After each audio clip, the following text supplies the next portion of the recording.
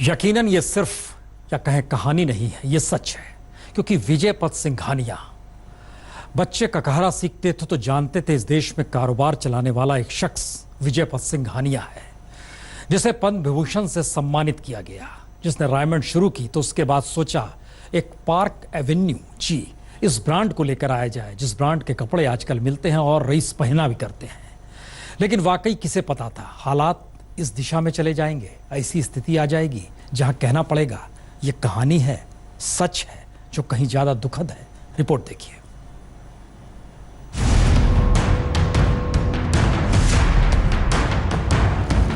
Raymond company मतलब हिंदुस्तान में कपड़े का सबसे बड़ा ब्रांड। दूल्हे रेमंड के सूट की मांग करते हैं अपनी शादी में। तमाम कंपनियां आईं, चलीं और गईं, लेकिन रेमंड को नहीं हिला सकी।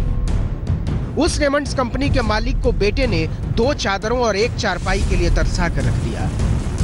12,000 करोड़ रुपए की यह कंपनी का अक्खड़ सरदार अपने बेटे के फेंके हुए टुकड़ों का मोहताज है। विजय पथ सिंघानिया ने 1980 में रेमंड कंपनी की कमान संभाली थी। 1986 में पार्क एवेन्यू नाम का प्रीमियम कलेक्शन लॉन्च किया।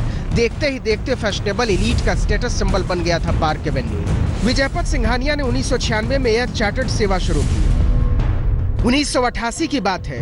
चार्टर्ड सेवा के लिए विजय पथ सिंघानिया लंदन से खुद ही प्लेन उड़ाकर मुंबई ले आए थे। भारत सरकार ने कारोबार में उनके योगदान के लिए पद्म भूषण सम्मान से भी नवाजा। 2005 में उन्हें मुंबई का शेरिफ भी चुना गया। लेकिन जब बेटा ही बेगाना बना दे तो कौन सा तमगा दिखाकर कहते कि तुम्हारी रगों में मेरा ही लोहू बहता है। Before I go into oblivion because of age. JK house नाम की यह विशाल इमारत विजय पथ सिंघानिया का सपना थी। इसे 1960 में बनाया गया था। तब यह 14 मंजिला हुआ करती थी। 2007 में कंपनी ने इसे दोबारा बनवाने का फैसला किया। बिल्डिंग के 4 डुप्लेक्स रेमंड की सहायक कंपनी पश्मीना होल्डिंग्स को दे दिए गए।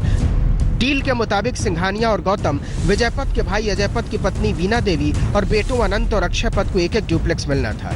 इसके लिए 9,000 रुपए प्रति वर्ग फीट की कीमत चुकानी थी। लेकिन जैसे ही विजय पथ सिंघानिया ने अपने शेयर गौतम सिंघानिया के नाम किए, बाप के हिस्से में केवल सड़क बच गई। मामला बॉम्बे हाईकोर्ट जा चुका है।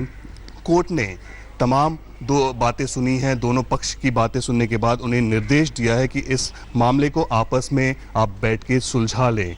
दोनों ही पार्टी बैठें और इसे सुलझा दिया जाए।